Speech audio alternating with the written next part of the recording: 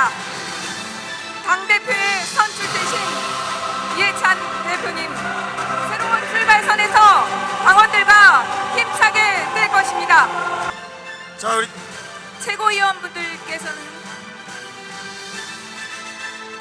좌석에 착석하여 최고위원 존경하고 사랑하는 당원 동지 여러분, 정말 고맙습니다. 여러분의 결정에 깊이 감사드립니다.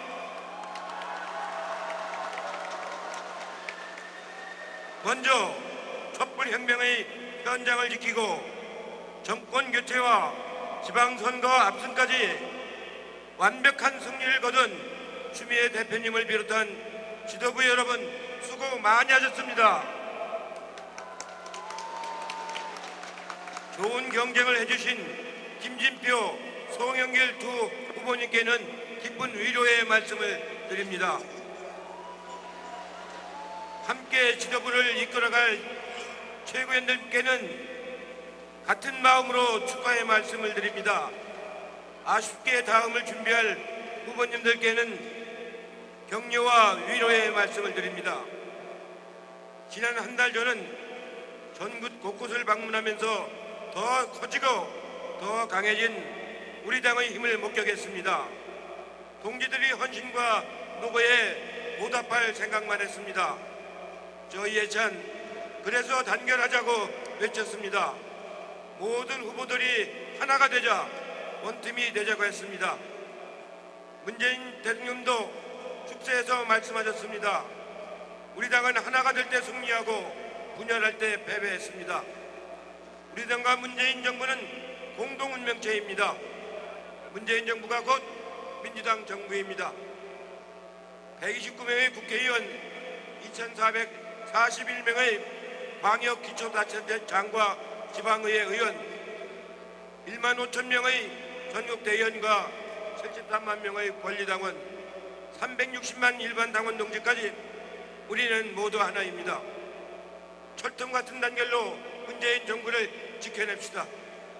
적폐를 청산하고 사회개혁을 이뤄 촛불혁명의 정신을 발전시킵시다. 저 이해찬이 앞장서겠습니다. 이번 전당대회를 통해 말씀드린 약속들 하나하나 지켜나가겠습니다.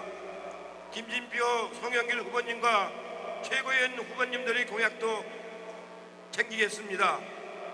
제일 먼저 민생 안정에 집중하겠습니다. 민생경제연석회의부터 가동하겠습니다. 의뢰의 눈물을 닦아주는 정당이 되겠습니다. 더 좋은 일자리를 위해 기업과 노동자, 정부, 시민사회와 머리를 맞대고 대우하는 유능한 정당을 만들겠습니다. 대통령님을 도와 소득 주도 성장과 혁신 성장, 공정 경제가 조화를 이루는 포용적 복지국가를 만들어 가겠습니다. 이를 위해 당정청 협의를 더욱 긴밀하게 추진하겠습니다. 정부에 있는 그대로의 민심을 전달하고 국민들께는 국정의 어려움과 지지를 부탁드리겠습니다. 야당과도 친선한 자세로 꾸준하게 대화하겠습니다. 국민들을 위한 최고 수준의 협치를 추진하겠습니다. 그런 의미에서 야당 대표님께 제안드립니다. 주제와 형식에 상관없이 5당 대표 회담을 조속히 개최하면 좋겠습니다. 우리가 힘을 합쳐 이번 정기국회를 일하는 국회로 만듭시다. 식반 민생 현안은 여야 합의로 해결하고 한반도 평화를 열망하는 국민의 뜻을 따르는 민생국회를 만들었으면 좋겠습니다. 긍정적인 답변을 기대하겠습니다. 당원 동지 여러분, 지난 지방선거 압승으로 우리 당은 명실상부한 집권 여당이자 전국적 국민정당이 되었습니다. 지방정부와 지방의회의 정책 역량을 높이고 풀뿌리 민주주의가 전국에 뿌리 내리도록 과감하게 지원하겠습니다. 민정부 20년 연속 집권을 위한 당 현대 작업도 시작하겠습니다. 투명하고 객관적인 상향식 공천, 예측 가능한 시스템 공천으로 2020년 총선에 압도적인 승리를 거두겠습니다. 무엇보다 당원 동지들과 함께 호흡하고 소통하는 정당을 만들어내겠습니다. 존경하고 사랑하는 당원 동지 여러분, 우리는 자랑스러운 민주당원입니다. 우리는 3.1운동의 정신을 이어받았습니다. 일제히 강압적 지배에 온몸으로 저항하고 싸워 이겼습니다. 박정희 전두환 군사 독재를 물리쳤습니다. 박근혜 국정농단도 평화의 힘으로 몰아냈습니다. IMF 위기를 맞았을 때는 국민기초생활보장제도를 만들어 민생을 구제하고 IT 산업을 일으켜 나라 경제를 살려냈습니다. 이제 세 번째 민주정부입니다. 문재인 정부는 차상위 계층과 청년층의 어려움을 해결하고 4차 산업혁명의 파고를 넘어 4만부 시대를 열어나갈 것입니다. 한반도 평화, 민주주의, 민생, 오직 민주당만이 책임질 수 있습니다. 저 이해찬 문재인 정부 성공, 총선 승리, 정권 재창출에 모든 것을 바치겠습니다. 고맙습니다. 고맙습니다. 예, 이렇게 늦게까지 많은 분들이 참석해서 취재하시느라고 고생 많이 하셨습니다. 또 이번 전당대회 과정에서 아주 굉장히 뜨거운 여름이었는데 또 많이 취재도 하시고 보도를 하시느라고 고생 많이 하셨습니다. 태풍 쏠리기에 대해서 아주 걱정이 많았는데 다행히 이렇게 피해가 아주 많지는 않았기 때문에 그동안에 지방정부들이 위기관리를 참 잘했다는 데 대해서 고마운 말씀을 드리겠습니다. 선의 경쟁을 해주신 김진표 후보님, 송영길 후보님께 깊은 감사의 말씀을 드리고 지도부를 함께 구성하는 최고위원들에게 축하의 말씀을 드리고 이번에 함께하지 못하신 분들에게는 격려와 위로의 말씀을 드리도록 하겠습니다. 끝까지 당을 지키고 원활한 전당대회를 치르게 노력하신 추미애 대표님과 당직자 여러분들에게도 깊은 감사의 말씀을 드리겠습니다. 더 커지고 활기찬 민주당, 철동 같은 단결을 이끌어가는 민주당을 만들어 보겠습니다. 이하 내용은 지난번 수락연설에서 말씀드린 내용하고 되게 같은 내용들이기 때문에 중복해서 말씀드리진 않겠습니다. 오히려 언론들이 궁금해하는 거 그런 사항이 있으면 그때 보충해서 말씀드리고 마지막으로 말씀드릴 것은 지금 민주당이야말로 굉장히 중요한 역사적인 책무를 졌다고 생각을 하고 있습니다. 지금 9월달 정상회담이 이루어지면은 3차 정상회담이 이루어지면은 남북 간의 교류 협력이 굉장히 활발하게 전개될 가능성이 매우 높습니다. 그렇게 될 경우 분단 체제에서 평화 체제로 옮겨가는 대전환기를 맞이하게 되는데 이 대전환기에 민주당만이 유일하게 이 역사적 책무를 감당할 수 있다라고 하는 거에 굉장한 책임감을 많이 느낍니다. 저는 민주당을 잘 단합하고 혁신해서 문재인 정부가 추진하고 있는 대북 정책을 뒷받침해주고 한반도의 평화 체제가 정착되도록 하는데 당으로서도 적극적으로 노력하겠다는 말씀을 드리면서 제 모든 말씀을 마치도록 하겠습니다. 고맙습니다. 수락연설에서 야당과 최고 수준의 협치를 하시겠다고 했는데 좀 구체적으로 어떤 형태를 생각하시고 계신 건지 궁금하고요. 두 번째는 이제 경선 과정에서 원팀을 계속 강조하셨는데 이제 지금 낙선한 두 후보를 어떤 식으로 끌어안고 당에서 같이 가실 계획이신지도 궁금합니다.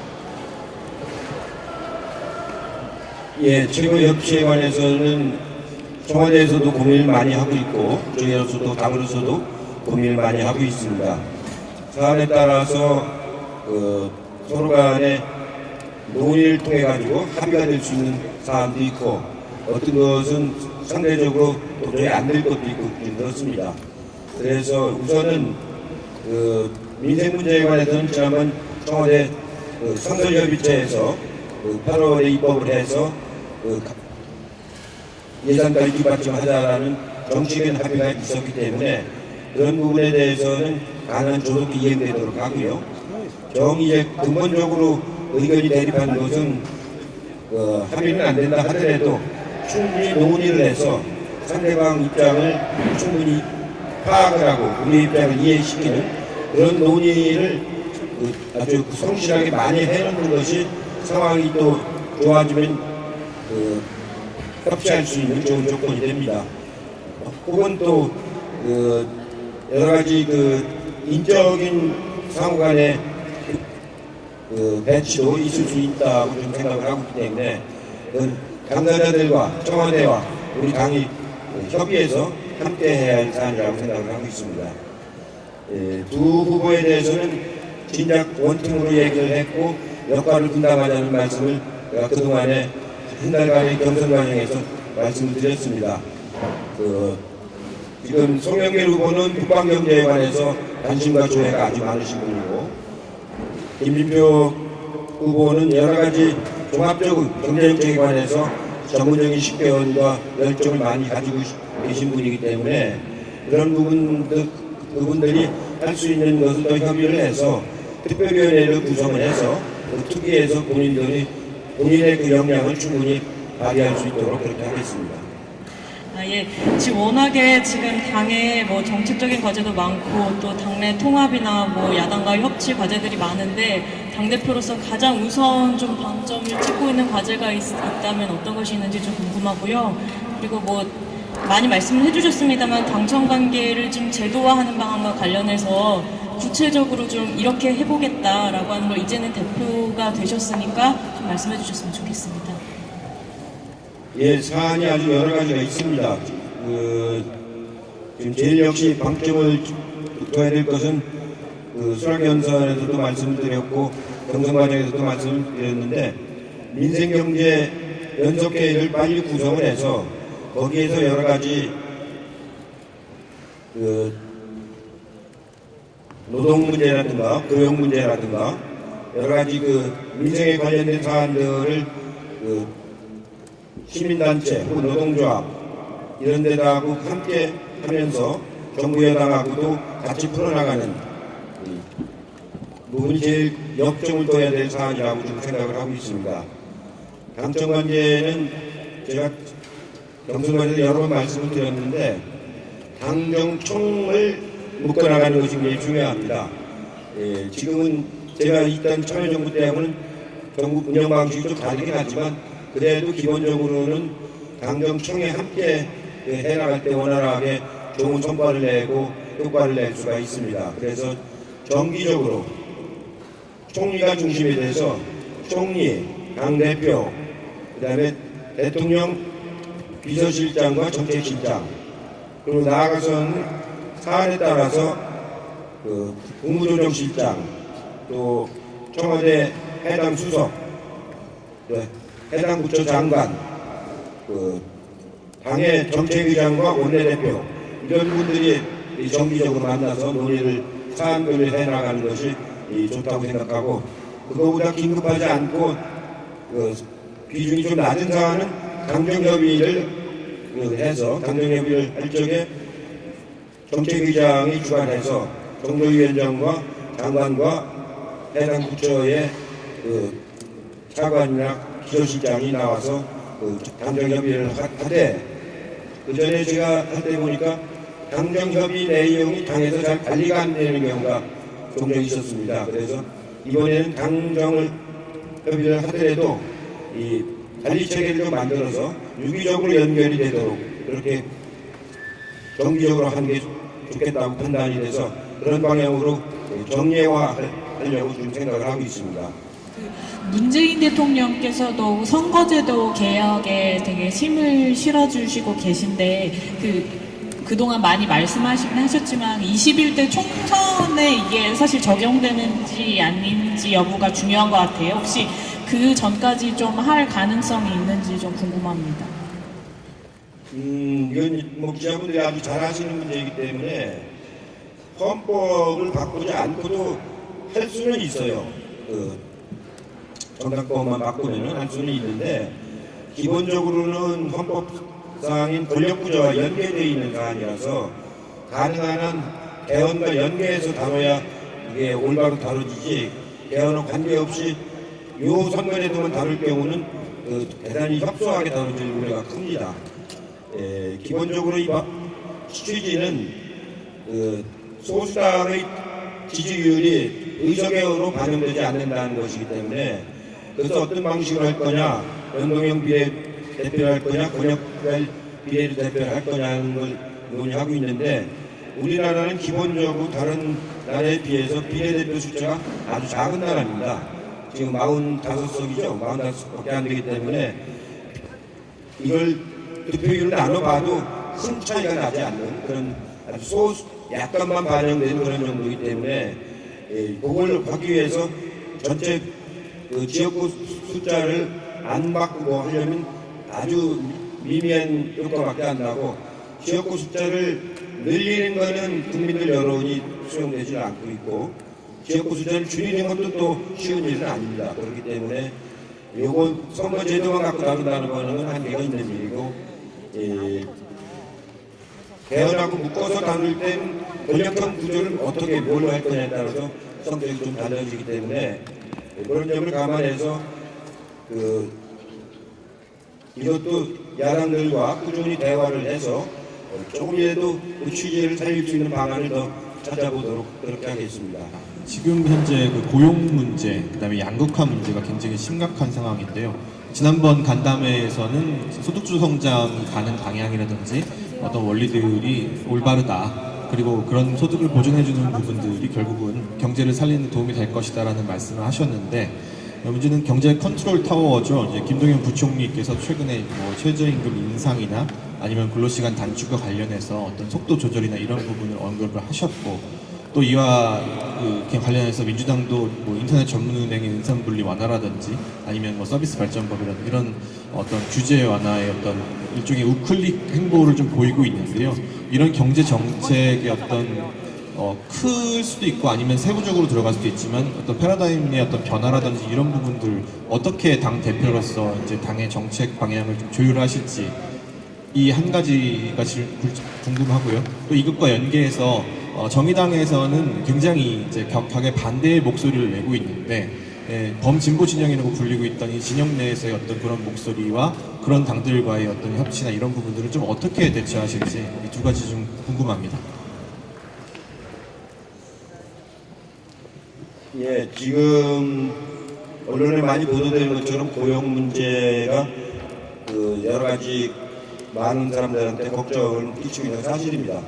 제가 보기에도 고용이 이렇게 숫자가 늘지 않고 있는 건 이거는 심각한 문제인데 근데 그 고용이 않는 원인을 여러 가지 각도에서 봐야지 단순히 이 소득주도 성장 모델 때문에 그런 건지 아니면 최저임금 때문에 그런 건지 되게 일부 언론과 야당은 그렇게 몰고 가는데 제가 보기에는 그것도 부분적인 요소이긴 하지만 근본적인 것은 성장 잠재력이 확 떨어져 있어서 그런 거거든요. 성장 잠재력이라고 하는 것은 선제적으로 자본을 얼마나 투자하느냐, 노동을 얼마나 더 많이 투입하느냐, 뭐 땅은 한정되어 있는 거니까 제한되니까 추가 투입을 못한다 하더라도 자본과 노동을 얼마나 선제적으로 투입하느냐에 따라서 한참 후에 고용 효과가 나오는 거거든요. 제가 말씀드린 것처럼 그런 선제적인 투자가 최근에 매우 없었기 때문에 이런 문제가 발생하는 게 큰 원인 중에 하나입니다. 왜냐하면 언론에도 많이 보도되는 것처럼 올해도 세수가 20조 정도 추가로 더 들어올 것 같다는 전망을 하고 있고 작년에도 16조가 더 들어왔지 않습니까? 그거는 재작년, 그러니까 17년에 그렇게 18년에 들어온다는 것은 15년, 16년도에 세수 추계를 과소 추계했다는 얘기거든요. 그거는 정부의 기능을 굉장히 축소시켰다는 얘기입니다. 그때 적정 추계를 해가지고 그 추계를 가지고 예산에 반영을 해서 집행을 해야 경제가 확장 아니더라도 축소되지 않죠. 이런 부분들이 자꾸 밀려왔기 때문에 그런 세수 과소 추계로 인한 정부 재정 정책의 취약성 이런 것들이 많이 작용했다고 보고 거기에 맞는 최저임금이라든가 소득주도 같은 것도 한 결과적인 요인으로 작용했다고 저는 그렇게 보고 있습니다. 그래서 그런 부분을 가지고 정부하고 좀 더 논의를 해서 이제는 재정 확장 정책을 더 써야 된다 이렇게 좀 생각을 하고 있고, 제가 이제 당무를 이제 시작을 하면은 정책위장이 지금 예결위를 관장을 하고 있는데, 정책위장은 금년 예산이 통과될 때까지는 그냥 유임을 시키려고 합니다. 그렇게 해서 그런 재정 확장 정책을 정부하고 확장 정책을 쓰더라도 그냥 부양적인 확장 정책을 써서는 안 되고 성장 잠재력을 올릴 수 있는 그런 쪽으로 재정 확장을 써서 당장은 아니더라도 결과적으로는 경제 체질이 강화되는 그런 방향으로 가야 된다고 지금 그렇게 생각하고 있고요. 규제 완화 같은 거 가지고 이제 여러 개의 차이가 있을 수 있습니다. 은산 분리 규제를 완화한다는 것도 있고 뭐 다른 것도 있고 그런데 조금 더 제가 더 한 달 동안 제가 경선 치료를 하고 그런 문제를 깊이 들여다보지 못했습니다. 그래서 한번 좀 더 깊이 들여다보고, 또 규제라고 하는 거는 제가 국무총리할 때 보면은 1년에 150개가 생기고 150개는 없어더라도 또 150개가 생기면 법을 만들 때마다 규제라는 건 생기는 거기 때문에, 그러니까 상황에 따라서 자꾸 변해가는 겁니다. 그러니까 이 완화해야 할 규제가 우리의 시장 상황에 어떻게 적응을 못하는지 이런 걸 좀 더 파악을 해서 말씀드리는 게 좋을 것 같습니다. 저 아까 민생경제 연석회의 예. 가동을 가급적 빨리 하시겠다고 했는데 그렇다면 당장 내일이나 모레 첫 행보로 어떻게 하실 건지, 가동 시점은 또 언제로 생각하고 계시는지 궁금합니다. 그게 행보로 하는 건 아닙니다. 논의 틀을 우선 먼저 만들어야 되기 때문에 우리 이제 당원에 이제 반영이 돼 있는데 아직 구성을 안 했거든요. 이제 구성하는 일부터 해야 됩니다. 우리 당내만 가지고 구성하는 게 아니고 당 밖에 있는 시민단체라든가 노동계라든가 이런 민생에 관련된 조직, 단체 이런 데하고 함께 구성하는 거기 때문에 이제 그쪽하고 접촉을 해서 일단 구성하는 데 역점을 두고 그러면서 그걸 가지고 이제 행보를 시작을 이제 하려고 생각하고 있는데, 제가 말씀해 주신 뭐냐면 민생 경제 연석회의가 아니더라 하더라도 민생 문제에 관해서 우리 당이 여러 기구들이 있지 않습니까? 의정위원회라든가 그런 기구들이 있기 때문에 그 기구들의 일상적인 활동은 적극 독려를 할 생각입니다. 모두 발언 마지막 부분에 이제 9월에 남북관계 정상회담 이후에 활발한 남북관계에 대해서 말씀하셨는데, 그럼 정당 차원에서 좀 더 정부의 그런 입법 보조 뒷받침 외에도 따로 또 방북 계획이나 여러 또 어떤 당 차원의 교류나 이런 걸 생각하시는지 좀 구체적으로 말씀 부탁드립니다. 예, 기본적으로 지금 우리 당하고 정당하고 저쪽 북쪽의 정당은 성격이 좀 다릅니다. 그렇기 때문에 정당 차원의 교류라고 하는 것까지 말하기는 좀 어려울 것 같고요. 저도 몇 번 그분들하고 얘기를 해보면은 거기도 의회는 있죠. 근데 우리 의회하고 또 성격이 다르고, 거기도 당은 있는데 우리하고 또 성격이 다르고, 그래서 정당 차원의 교류라고 볼 수는 없지만 그래도 제가 이제 그동안에 그분들하고 대화하고 만난 사람들이 아직도 고위직에 많이 남아 있습니다. 그래서 지난번 이 정선관에도 말씀드렸듯이 가능하면 여야로 합동 방문단을 만들어가지고 구성을 해서 문재인 대통령이 정상회담을 하고 오신 뒤에 정당에서 각 정당이 합동 방문단을 구성을 해서 북쪽에 가서 그쪽의 관계자들, 민하열이라든가 관계자들하고 앞으로의 남북관계에 관해서 좀 진정성 있는 그런 대화를 좀 할 필요는 있겠다는 생각이 듭니다. 2000년도에도 제가 같이 갔던 몇 분들은 돌아오셔서 남북교류 협력기금이라든가 남북관계를 정책을 만드는데 훨씬 더 상호 맞으면 얘기가 잘 되는 경험을 제가 해본 경험이 있어서 이번에도 정당 차원에서 좀 하는 게 좋을 것 같다는 판단을 하고 제안을 할 생각입니다.